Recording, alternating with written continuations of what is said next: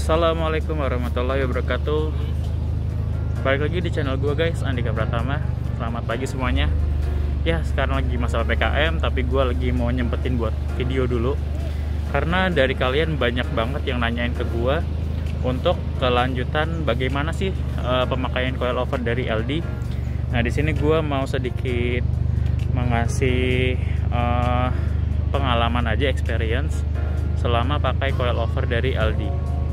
Jadi coilover yang dari LD itu udah gue pakai selama 1 tahun kurang lebih. Gue tunjukin dulu. Nah, di sini ini adalah kartu garansi dari LD ya. Di sini tertulis garansi berlaku sampai 11 Juli 2021. Nah, di sini ada kartu garansi, udah habis masa berlakunya dan ada kuncinya juga untuk setting coilovernya. Oke, jadi gua mau mereview bagaimana sih experience dari coilover itu. Gua kurang lebih sudah 1 tahun untuk pakai coilover ini. Selama pemakaian gua pakai mobil ini bukan hanya untuk keadaan santai aja. Gua pakai itu sampai ke morning run, terus kondisi jalannya pun bermacam-macam. Ada yang jalannya mulus, terus ada yang jalannya itu kurang bagus lah ya. Tol Jakarta itu ada yang terkenal namanya bumpy road, setiap sambungan jalannya itu nggak rata. Jadi gua pasang ini kan di bulan Juli 2020. Nah pada saat selesai pemasangan di 2020 itu, di bulan Septembernya tuh ternyata ditemukan adanya kebocoran di coilover sebelah kanan. Di sini guys. Nah, jadi waktu itu yang sebelah kanan sini itu ternyata ada bocor. Ketahuannya saat gua servis berkala di VW. Nah, jadi waktu itu gue servis berkala di VW Pantai Indah Kapuk. Pada saat mobilnya tuh dinaikkan ke atas tol untuk servisnya, ternyata yang sebelah kanannya ada oli yang merembes di shock breakernya itu, di coilovernya. Pada saat ditemukan adanya kebocoran itu, gue langsung telepon ke Mas Lucky, ownernya LD. Langsung sama Mas Lucky sendiri mau dikirimkan shock penggantinya, untuk karena kan ini kan gue ambil kan masih garansi. Waktu itu kan garansinya kan masih lama tuh. Gue pemakaiannya tuh baru 3 bulanan lah, 3-4 bulan. Nah karena ada kebocoran, langsung dari LD nya oke, kita kirimkan untuk shock pengganti yang sebelah kanan gitu kan. Cuman karena gua cari-cari bengkel untuk ganti coilover itu sebetulnya agak tricky ya. Gua takutnya untuk bengkel-bengkel yang ada di Jakarta dia belum familiar sama produk LD sendiri. Gue takut ada salah pemasangan. Akhirnya gua bilang ke LD kalau mobil ini gue bawa aja ke Bandung lagi gitu kan. Gue ganti di workshop mereka. Akhirnya gue atur waktu. Akhirnya beberapa minggu kemudian gue bawa mobil ini ke LD. Nah pas di LD sendiri langsung dikerjakan oleh mereka, dan ternyata pas di pengecekan pun yang bocor hanya sebelah kanan, yang kirinya masih aman gitu kan. Akhirnya sama mereka yang sebelah kanannya diganti, tapi Mas Lucky baik banget. Kata Mas Lucky, oke mas, kita ganti dua-duanya aja walaupun yang kiri gak bocor. Akhirnya tabung shocknya itu diganti dua-duanya. Nah tabung shock yang kirinya karena masih bagus, akhirnya gue simpan buat cadangan kalau kenapa-napa nanti bocor lagi gitu kan. Nah setelah itu dari bulan September atau Oktober ya waktu itu ya gantinya, gue lupa, sampai sekarang. Oh ya, jadi waktu setelah ganti itu sebetulnya fitment mobil gue itu sempet ada di 2 jari longgar. Nah itu 2 jari longgar gue setting itu 1 sangat aman sekali ya, dan sangat dipakai harian pun sangat nyaman. Nah, setelah pemakaian kurang lebih itu 7 bulanan, akhirnya gue mulai bosan ya sama fitment yang antara gap fendernya itu dan bannya itu 2 jari. Akhirnya gue setting lagi, setting coilovernya ini 1 jari. Kalau dilihat 1 jari pun gak masuk nih, tuh 1 jari sempit lah. Nah, ini akhirnya gue setting 1 jari. Nah, pada saat perjalanan, pada saat setelah dites yang udah disetting 1 jari ini, ternyata pada saat kena jalanan yang bumpy dan kecepatan kurang lebih 80 km per jam, itu ada gejala seperti ngejedak. Gua nggak tahu kenapa bisa ngejedak waktu itu kan. Jadi pada saat rodanya itu langsung naik, dia kayak langsung mentok gitu, ke shocknya langsung kena dak gitu. Akhirnya gua bawa ke bengkel per yang ada di Jakarta Utara. Pada saat dicek, ternyata di coilover itu tidak ada stoppernya. Karena kondisi mobil ini hanya 1 jari sempit dari antara ban ke fendernya, itu kan otomatis travel untuk mainnya kan semakin sedikit ya travelnya. Nah, itu pada saat bannya itu naik, ternyata langsung mentok gitu. Gue nggak tahu kenapa bisa mentok. Waktu itu gue langsung bawa ke bengkel per. Ternyata pada saat dicek itu ternyata ini stoppernya itu udah rusak, dan stoppernya itu yang dipasang waktu itu hanya 1 stopper karet, dan itu tipis gitu kan stoppernya. Jadi otomatis dia nggak kuat pada saat jalanan yang terlalu bumpy dan kecepatan tinggi gitu. Akhirnya stoppernya itu ternyata udah robek. Nih gue masih ada fotonya nih, gue tampilin aja. Nah, jadi yang waktu itu yang dipasang itu sama bengkel pernya itu seperti ini stoppernya. Ini udah potongannya, harusnya dia tebel, bisa 2-3 kali lipat lebar ini, tebel ini. Nah, akhirnya dipasang ini kanan kiri, dan ternyata sampai sekarang setelah pemasangan stopper ini, oh iya, di sini gue pakainya stopper dari busa, Kenapa? Karena kalau kata mekanik bengkelnya, stopper dari busa itu lebih enak untuk meredam goncangan, jadi nggak terlalu keras dan tidak mantul-mantul ya. Nah, akhirnya gue pasang stopper dari busanya itu di sebelah kanan sama yang di sebelah kiri situ. Nah, setelah pemasangan itu akhirnya gue coba lagi di tol Jakarta kecepatan 100-120 pada saat jalanan bumpy, mau se-ekstrim apapun itu masih aman dan tidak ada gejala ngejedak. Nah, jadi pada saat ke bengkel per juga, gue sempet tanya tuh ke mekaniknya bagaimana kondisi coilovernya. Waktu itu gue ke bengkel pernya itu sekitar bulan ini, sekarang gue syuting video ini tuh di bulan Juli, itu kalau nggak salah ada di bulan Mei lah. Di bulan Mei gue sempet tanya lagi, ini bagaimana kondisi shock yang di coilover sebelah kanan sama sebelah kiri depannya. Kata mekaniknya sih aman, gak ada bocor-bocor. Jadi sejauh ini gue pemakaian udah kurang lebih 1 tahun itu, untuk durability coilovernya sendiri sih masih aman guys. Jadi nggak ada kendala yang sangat berat lah gitu kan. Gue pemakaian pun, oh ya, jadi kurang lebih untuk range kilometernya ya, tadi kan gue sebutin waktunya udah 1 tahun karena di garansinya sendiri itu udah habis masa berlakunya. Gue pasangnya di bulan Juli 2020 dan sekarang udah bulan Juli 2021. Nah, kalau untuk range pemakaian kilometernya sendiri, kurang lebih gue udah menghabiskan itu jarak 10.000 km lah pemakaian coilover ini. Ya, untuk harga yang ditawarkan oleh LD sih menurut gua ya worth it lah, karena harga coilovernya pun tidak mahal ya, tergolong murah, dan untuk dipakai harian pun masih nyaman. Ya emang coilover ini sih direkomendasikan untuk pemakaian harian, tidak direkomendasikan untuk pemakaian dari mobil-mobil balap yang melintasnya hanya di sirkuit ya.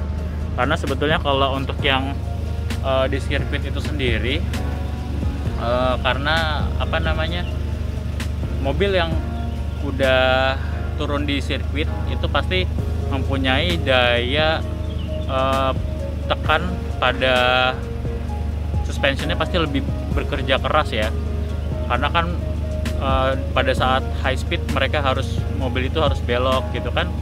Jadi pada saat mobil itu belok pasti yang sebelah kanannya misalkan jadi tekan banget, dan itu tidak disarankan untuk memakai coilover LD sendiri. Cuman kalau untuk pemakaian harian, gua sih sejauh ini gue bilang sih oke lah untuk kalian yang dengan budget terbatas dan ingin nyaman dipakai harian, pakai coilover LD ini sih lumayan lah menurut gua.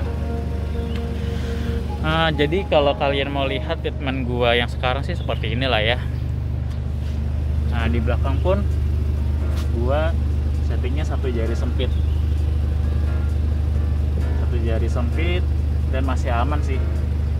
Gua di sini pakai velgnya itu ET-nya ET40, lebarnya 9,5, ring 18. Ya, masih aman dan tidak ada gejala gesrot sih di mobil gua. Untuk di VW Scirocco ini ya, masih aman. Gua sebetulnya mau tes jalan, cuman gue bingung jelasinnya kalau rasa dari coilover sendiri kan tidak bisa dijelaskan ya dengan kata-kata ya, hanya bisa dirasakan saja. Cuman kalau pemakaian harian gue sih selama pakai coilover ini sih masih aman, tidak ada masalah. Nih kalau mau lihat ya, sejauh ini sih gue cukup puas dengan settingan mobil gue yang sekarang, dan masih mau berhemat dulu sih. Gue belum ada mau modifikasi lagi. Gue tuh nggak mau terlalu heboh ya modifannya ya. Nih kalau kalian lihat nih, gue paling ganti velg, coilover. Kalau dari samping kelihatannya itu ganti ban pastinya. Terus ini kalau dari belakang yang diganti itu ada diffuser, terus ada exhaust. Gue bikin dual exhaust ya, kanan kiri keluarnya, dan masing-masing keluaran gue bikin dua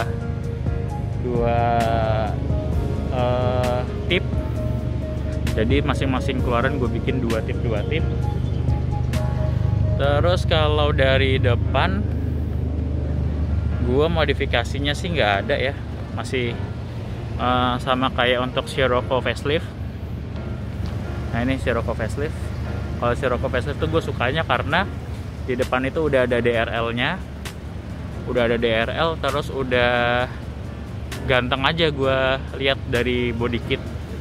Bukan body kit sih, dari body yang udah facelift tuh gue liatnya udah lebih fresh gitu. Lampunya karena udah mendukung juga, jadi kelihatan lebih fresh.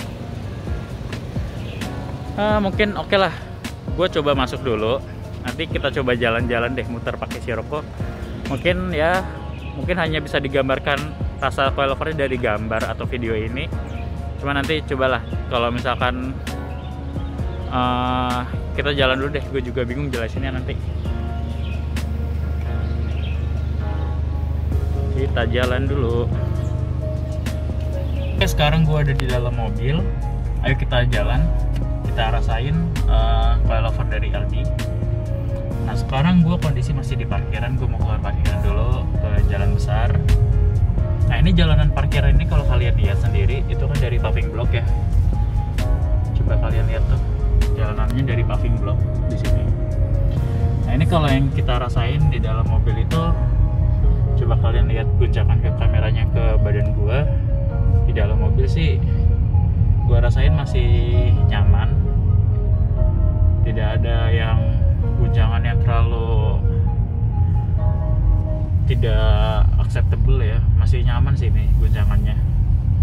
Ini gue kecepatan sekarang ada di 15 km per jam. Jadi ini rasanya masih kayak naik mobil biasa. Kalau kita bandingkan itu coilover dari LD sendiri dengan standar shock breaker dari VW Scirocco yang facelift ini masih lebih stiff dari coilover LD. Jadi emang lebih lembut yang shock breaker dari VW sendiri. Cuman nilai plusnya pada saat kita pakai kecepatan tinggi, pada saat kita pakai cornering itu lebih mending pakai yang dari LD ini.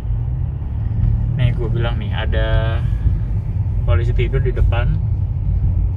Ini gue kecepatan di 5 km per jam, masih aman, masih nyaman juga di dalam. Gue nggak berani ngebut-ngebut karena mobil gue juga pendek. Yang ada kalau gue ngebut bannya mentok ke fender. Jadi emang pakainya sewajarnya aja gitu kan. Dipakai pun tidak terlalu kayak gerobak. Ini gue agak naikin kecepatan lagi ke 30 km per jam, masih aman, tidak ada gejala yang terlalu goncangan yang berlebihan. Nah ini gue mau bayar parkir dulu. Nah ini ada polisi tidur lagi di sini. Kalau dilihat juga tuh, dia masih wajar lah, masih acceptable.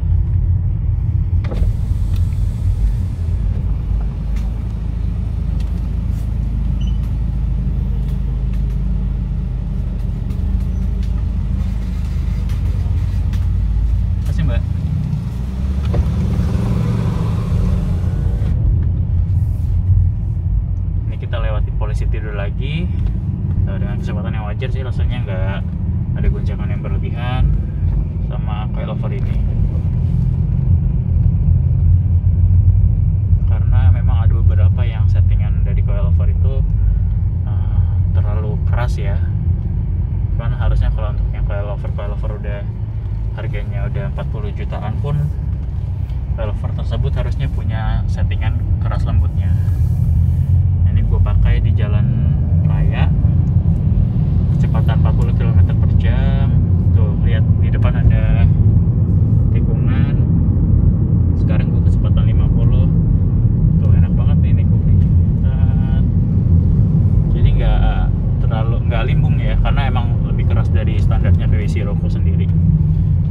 Buat ngerem juga enak gitu kan. Ya untuk harga segitu sih dari LD sih gua bilang sih worth it, nggak rugi juga. Walaupun waktu itu pemakaian di 3-4 bulan pertama ada kebocoran shock breaker, tapi kan karena dari pihak LD-nya itikadnya baik banget ya, langsung mau dikirimkan tuh shock breaker yang barunya itu, shock tabung yang barunya. Cuman karena gua mikirnya enakan di sana, di workshopnya langsung, karena mereka udah paham untuk pemasangannya, gue langsung ke sana aja gitu kan. Malah diganti dua-duanya tuh kanan kiri sama LD-nya. Ya makanya mereka berarti untuk sebagai maker dari coilover tersebut tuh ya udah menjalankan dengan profesional lah, karena mereka kasih warranty juga kan setahun. Jadi apabila ada kebocoran, kita bawa ke sana aja langsung mereka tangani gitu kan. Ya seperti inilah rasanya dari coilover LD. Bagi kalian yang suka nanya, bang gimana bang pemakaian setahun dari coilover LD gitu, ini gua review dan gue bilang sih ya untuk pemakaian harian kalian pakai mobil sewajarnya, tidak untuk misalkan jalan-jalan kalian terabas terus, ya jangan seperti itu, karena itu juga memperpendek umur dari coilover itu. Makanya sewajarnya aja lah. Kalau ada polisi tidur ya direm gitu kan, jangan diterabas terus. Pastinya kalau seperti itu ya coilover akan cepat bocor itunya, shocknya. Ya dugaan gua waktu itu bocor karena mungkin stoppernya itu terlalu tipis, karena waktu pemasangan dari LD itu ternyata kan kita kan sebetulnya nyetingnya 2 jari, cuman namanya per masih baru, pasti kan butuh adjustment lagi tuh. Itu pernya turun akhirnya tinggal 1 jari waktu itu. Nah mungkin karena sering ngejedak, karena stoppernya itu tipis, mungkin jadinya itu cepet bikin bocor tabungnya. Cuma sejauh ini sih masih aman. Kemarin terakhir gue cek di bulan Mei dari coilover ini tabungnya masih aman, gak ada rembes-rembes oli gitu guys. Gue mau isi bensin dulu, ntar kita lanjut lagi videonya.